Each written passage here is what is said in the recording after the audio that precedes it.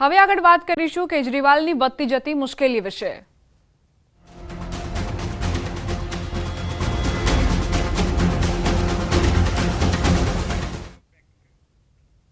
Arvind કેજરીવાલને ED કોર્ટમાં રજૂ કરવામાં આવ્યા, જ્યાં કેજરીવાલના રિમાન્ડની માંગ કરવામાં આવશે। ગઈકાલે મોડી રાત્રે દિલ્હીના મુખ્યમંત્રી કેજરીવાલની ધરપકડ થઈ હતી। શરાબ ગોટાળા મામલે ઈડીએ તેમની ધરપકડ કરી છે। 2 કલાકની પૂછપરછ બાદ કેજરીવાલની ધરપકડ થઈ હતી। અગાઉ કેજરીવાલે પોતાની વિરુદ્ધ દંડાત્મક કાર્યવાહી પર રોક માટે દિલ્હી હાઈકોર્ટના દ્વાર ખખડાવ્યા હતા। તો અરવિંદ કેજરીવાલ જેમની મુશ્કેલીઓ વધતી જઈ રહી છે, તેમણે પોતાની વિરુદ્ધ દંડાત્મક કાર્યવાહી સામે હાઈકોર્ટમાં અરજી કરી હતી, પરંતુ હાઈકોર્ટે અસ્વીકાર કરતા જ સાંજે ઈડીની ટીમ તેમના ઘરે પહોંચી હતી। 2 કલાક પૂછપરછ ચાલી અને ત્યારબાદ તેમની ધરપકડ કરાઈ છે।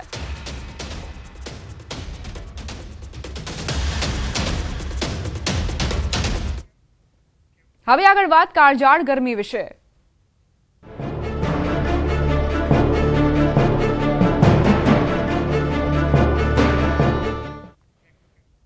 26મી માર્ચ સુધી 6 જિલ્લાને સાવધાન રહેવું પડશે। ગુજરાતમાં 6 જિલ્લા માટે હીટવેવની આગાહી કરાઈ છે। કચ્છ અને સૌરાષ્ટ્રના 5 જિલ્લા માટે આગાહી કરાઈ। 26મી માર્ચ સુધી 6 જિલ્લામાં હીટવેવની આગાહી। 25મી બાદ 2 દિવસ સુધી દીવમાં પણ હીટવેવની આગાહી કરાઈ। કેટલાક ભાગોમાં 1 થી 2 ડિગ્રી પારો ઊંચકાઈ જશે। હાલ રાજ્યમાં સૌથી વધુ તાપમાન અમરેલીમાં 40 ડિગ્રી નોંધાયું છે।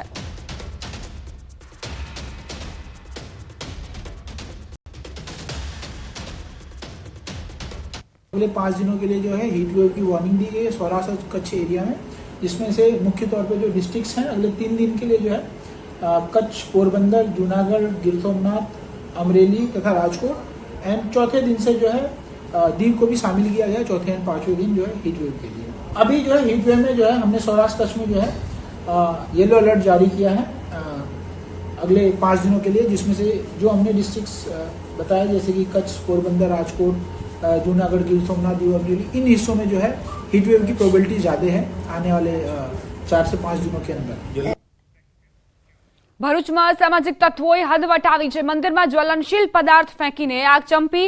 શંકરાચાર્ય મઠ દ્વારકા શારદાપીઠ સંચાલિત પશુપતિનાથ મહાદેવ મંદિરનો આ બનાવ। નવચોકી ઓવારામાં આવેલા શંકરાચાર્ય મઠ પર વહેલી સવારે અજાણ્યા ઈસમે મંદિરમાં જ્વલનશીલ પદાર્થ ફેંકી આગ લગાડી ધાર્મિક લાગણી ઉશ્કેરાય તેવા લખાણવાળા કાગળ પણ ફેંક્યા। ભરૂચ પોલીસે ઘટના સ્થળે પહોંચી તપાસ શરૂ કરી છે।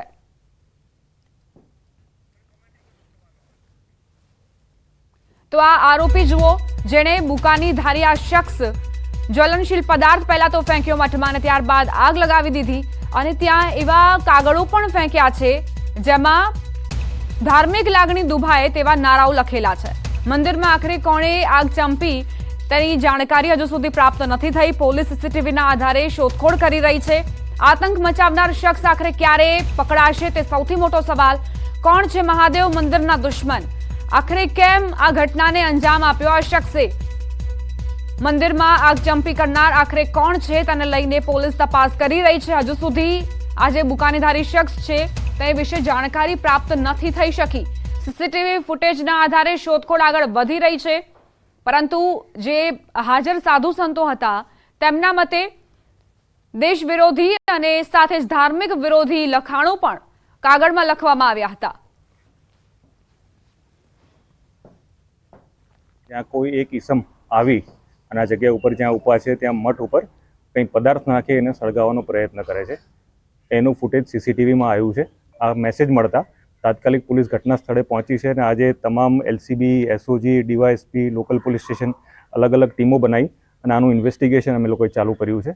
ગુનો દાખલ કરી દીધો છે અને આ જેણે બી કૃત્ય કર્યું હશે એને તાત્કાલિક પકડવા માટે પોલીસની ટીમો સક્રિય રીતે આગળ વધી। વિશ્વ હિન્દુ પરિષદ એવી ડિમાન્ડ કરી રહ્યું છે કે આની સઘન તપાસ કરી અને સીસીટીવી ફૂટેજની અંદર જે કથિત વ્યક્તિ દેખાય છે એને તાત્કાલિક જાહેર કરી અને જે શહેરની અને રાજ્યની શાંતિ ડોલવાનો જે પ્રયત્ન કર્યો છે એને તાત્કાલિક જાહેર કરવામાં આવે। અને વિશ્વ હિન્દુ પરિષદ એવું પણ ડિમાન્ડ કરી રહ્યું છે કે અહીંયા આગળના જે વ્યવસ્થાપક સ્વામી મુક્તાનંદ છે અને સ્થાનની સઘન સુરક્ષા વધારવામાં આવે અને સ્વામીજીને પણ સુરક્ષા પ્રદાન કરવામાં આવે એવું ડિમાન્ડ કરી રહ્યું છે। જેવું મને કહ્યું એટલે હું બહાર જોવા માટે મુખ્ય દરવાજે બહાર જતો હતો, એટલામાં જ અંદરના દરવાજા બહારથી જે તે વ્યક્તિએ આગ લગાડી અને હું એ તરત આગ અને ઓલવવા માટે ગયો અને પછી આગળથી હું આગલા ભાગમાં જે આગ લાગી હતી એને ઓલવવાનો મેં પ્રયત્ન કર્યો. એ દરમિયાન બહાર કોઈ હતું નહીં, પણ ત્યાર પછી મેં મારા સીસીટીવી જોતા મને ધ્યાનમાં આવ્યું કે પાછલા નદીના ભાગથી એ વ્યક્તિ અંદર મઠ પરિસરમાં પ્રવેશ કર્યો અને એ પ્રવેશ કર્યા પછી એણે મુખ્ય જે મંદિરનો અંદરનો પરિસરમાં આવવાનો જે ગેટ છે એ એણે પહેલાં ખોલ્યો અને પછી આ બધી કંઈક પોટલીના સ્વરૂપમાં જે પદાર્થ લાવ્યો છે જ્વલનશીલ પદાર્થ એણે બધે પોટલીઓ છાંટી નાખી હતી. અને એ દરમિયાન એણે કેટલાક કાગળિયા જે એણે ઉછાળ્યા, મારા સીસીટીવી ફૂટેજમાં જે જોવા પછી ધ્યાનમાં આવ્યું એટલે મેં કાગળિયા પણ જોયા તો એની અંદર સનતનસીનો નારો લાગ્યો હતો. અને આ જે કંઈ પણ પ્રક્રિયા એણે જે કરીને એ મુખ્ય ઝૂલેલાલ મંદિર તરફ જવાના માર્ગ પર એ નીકળી ગયો.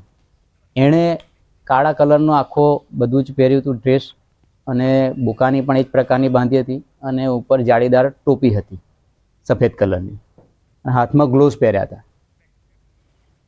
અમદાવાદમાં મણિનગર પોલીસે ગરફોડ ચોરને ઝડપી અનેક ચોરીના ભેદ ઉકેલ્યા. આરોપી પરેશ સોનીએ મણિનગર રામોલ વટવા જીઆઈડીસી અને ગુજરાત યુનિવર્સિટી પોલીસ સ્ટેશન વિસ્તારમાં ચોરી કરી હતી. મણિનગર પોલીસે સીસીટીવી અને હ્યુમન સોર્સની મદદ લઈ નિકોલમાંથી આરોપીને ઝડપી પાડ્યો. ચોરી કરાયેલું એક્ટિવા અને સોના ચાંદીના દાગીના સહિત 11,80,000નો મુદ્દામાલ જપ્ત કરાયો છે.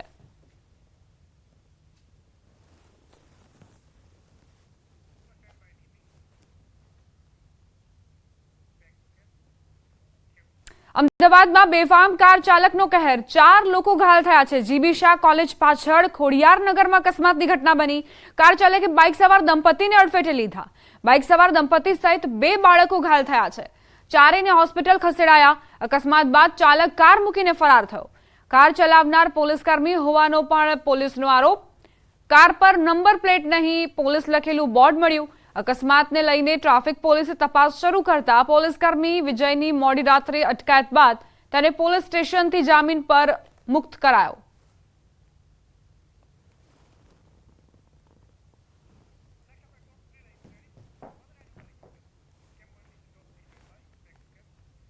હવે નજર કરીશું ટોપ 3 ન્યૂઝ પર.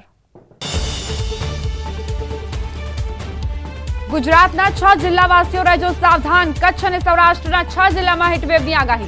26 માર્ચ સુધીની કરાઈ આગાહી. ગુજરાત કોંગ્રેસમાંથી રોહન ગુપ્તાનું રાજીનામું, પત્રમાં નારાજગી સાથે અપમાનિત કર્યાનો ઉલ્લેખ. કોંગ્રેસના સંચાર વિભાગના એક નેતા પર આરોપ. ભરૂચમાં અસામાજિક તત્વોનો કહેર, મંદિરમાં જ્વલનશીલ પદાર્થ ફેંકી કરી આગ ચાંપી. ધાર્મિક લાગણી ઉશ્કેરાય તેવા કાગળો ફેંક્યા.